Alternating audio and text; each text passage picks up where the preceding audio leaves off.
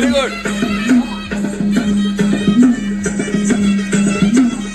श्रावण श्रावण श्रावण श्रावण श्रावण वाल्मिक चक्री चक्री.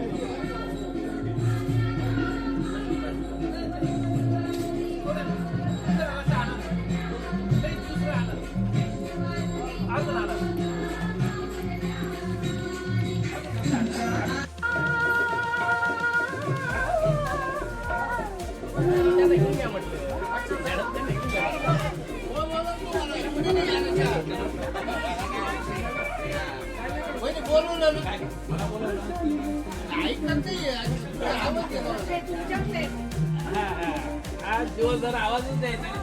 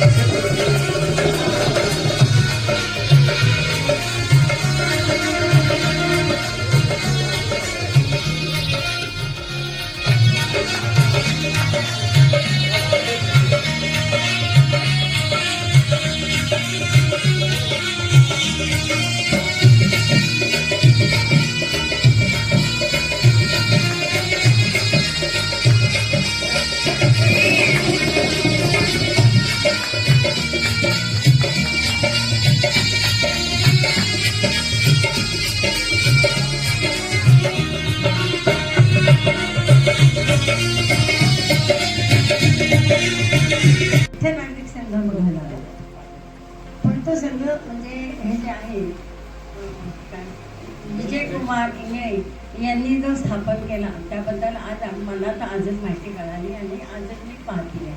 तर खूप भावना अशा भरून आलेल्या आहेत. तर तसंच म्हणजे हे